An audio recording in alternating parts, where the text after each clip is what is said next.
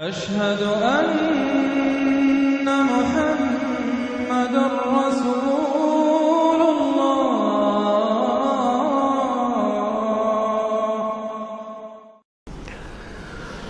سورۃ نوح علیہ الصلوۃ والسلام. بسم اللہ الرحمن الرحیم.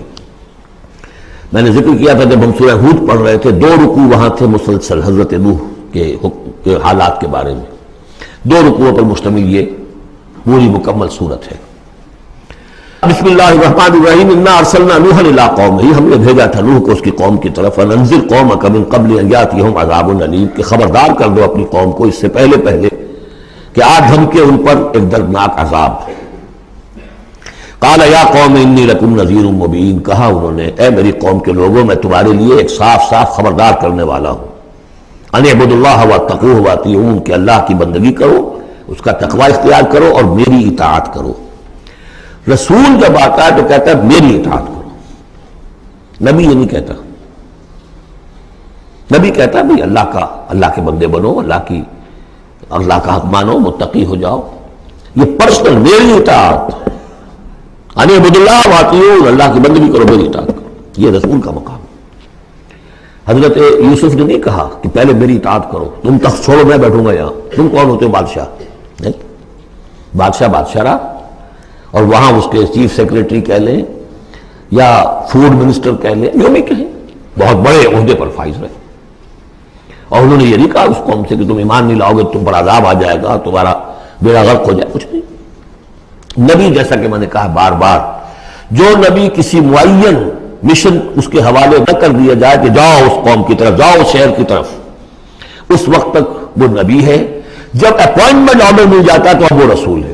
اب وہ جائے گا تو کہے گا، اللہ کا نمائندہ بن کر جائے گا کہ میرا حکم ماننا پڑے گا تمہیں. I am his representative. You have to obey me. وَمَا أَرْسَلْنَا مِن رَّسُولٍ إِلَّا لِيُطَاعَ بِإِذْنِ اللَّهِ. وَمَن يُطِعِ الرَّسُولَ فَقَدْ أَطَاعَ اللَّهَ. جو رسول کی اطاعت کرتا ہے وہ تو اللہ کی اطاعت کرتا ہے.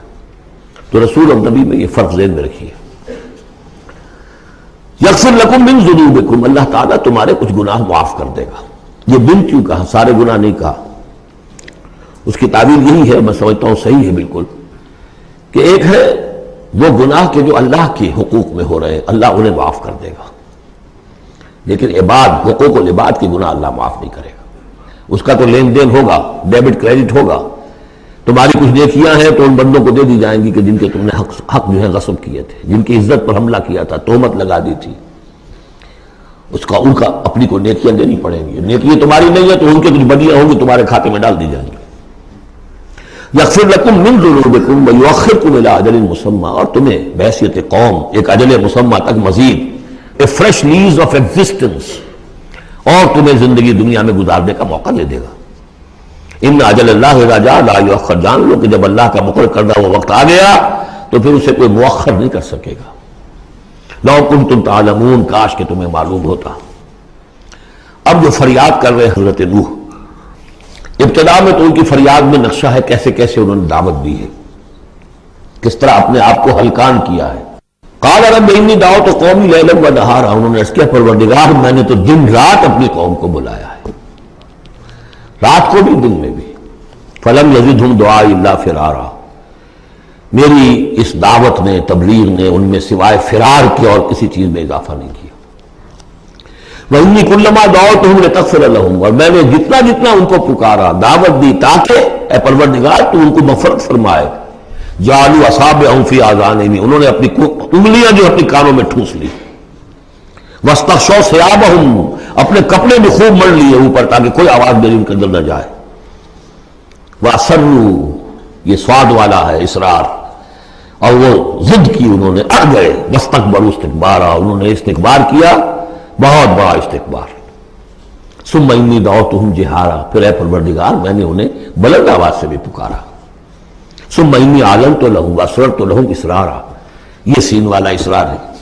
پھر میں نے ان کو اعلانیہ بھی پکارا اور خفیہ بھی، علیحدہ جا کر پی کالز بھی کی. فقلت استغفروا ربکم، میں نے ان سے کہا اپنے رب کا سے استغفار کرو. انہ کان غفارا، یقیناً وہ بہت بخشنے والا ہے. یرسل السماء علیکم مدرارا، وہ چھوڑ دے گا آسمان کو تم پر دھاروں میں. یعنی بارش برسے کہ معلوم ہوتا ہے کہ وہاں بھی کوئی قحط پڑا ہوگا، جیسے کہ مکے میں قحط پڑا جو ہم پڑھ چکے ہیں سورہ دخان میں، یا جیسے قوم فرعون کے اوپر قحط آیا تھا بالسنین.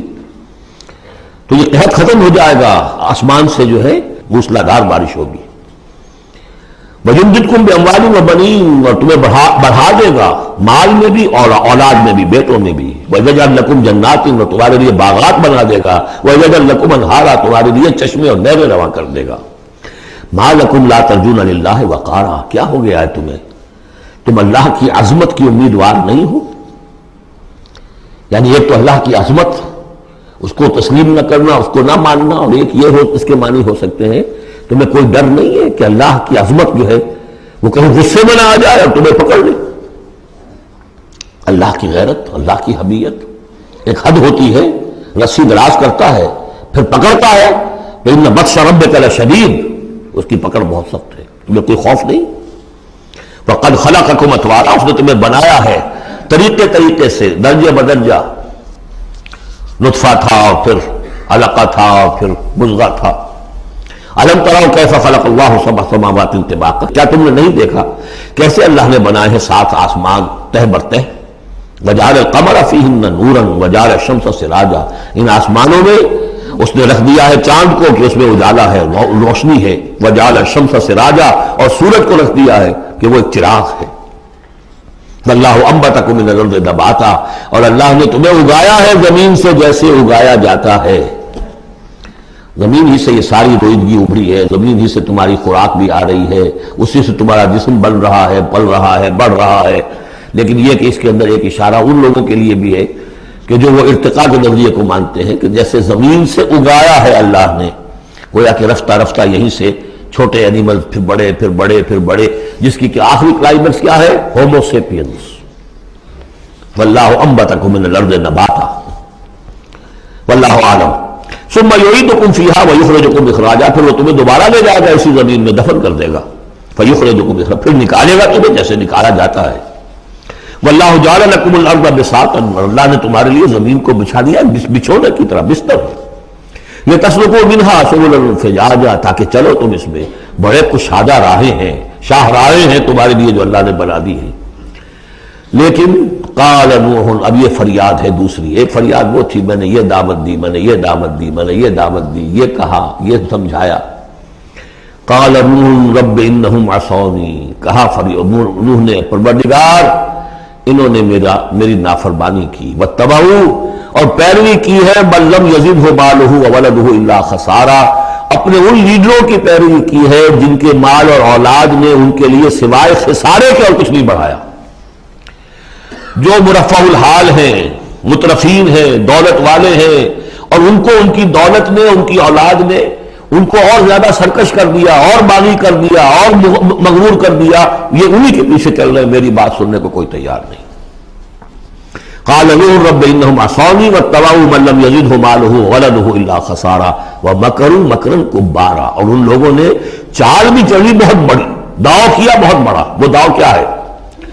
قوموں میں ایک عصبیت پیدا ہو جاتی ہے، یہ ہمارے بزرگ ہیں، یہ ہمارے اسلاف ہیں، یہ اولیاء اللہ ہیں، یہ ہمارے جو ہے پرانے لوگ ہیں، ان کے نام پر ہم نے یہ بت بنائے تھے، یہ لوگ آ رہے ہیں ان کی نفی کر رہے ہیں. اس کی بجائے تم اپنے ان معبودوں اور اپنے بزرگوں ان کو مضبوطی کے ساتھ تھامے رکھو، ان کے ساتھ اپنے آپ کو، جیسے کہ اس سے پہلے آیا تھا امشو واصبروا علی آلہتکم، چلو چلو یہاں سے محمد کی بات نہ سنو، اور اپنے جو بھی معبود ہیں صبر کر کے ان کے ساتھ چمٹے رہو.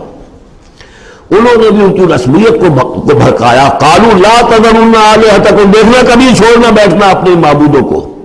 ولا تذرن ودا ولا سواعا ولا یغوث ویعوق ونسرا، ہرگز مت چھوڑنا سواع کو اور یغوث کو اور یعوق کو اور نسرا کو. یغوث کون ہوگا؟ جس کا غیاث، تو غوث جن کو سمجھا گیا ہو، فریادیں سننے والا ہے اور ہماری فریاد رسی کر سکتا ہے، یغوث. یہ اس کے بارے میں تحقیق یہی ہے کہ یہ بھی اولیاء اللہ تھے. ظاہر بات ہے کہ حضرت نوح علیہ السلام نسل کس کی ہے؟ حضرت آدم کی. پھر ان سے پہلے نبیاء ہوئے ہیں، شیش تھے، ادریس تھے علیہ الصلوۃ والسلام.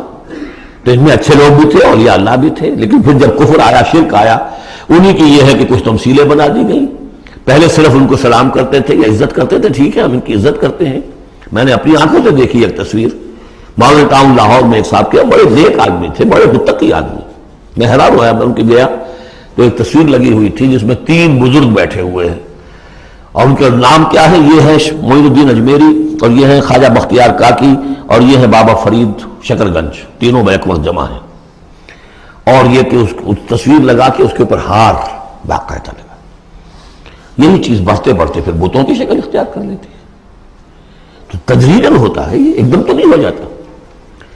یہ ملتان کی زبان میں کہتے ہیں بندہ ٹھیندے ٹھیندے تھی جاتا ہے، ہوتے ہوتے تھوڑا تھوڑا تھوڑا تھوڑا وہ جو کہاں سے کہاں پہنچ گیا پتہ نہیں چلتا کہاں سے کہاں پہنچ جاتا ہے.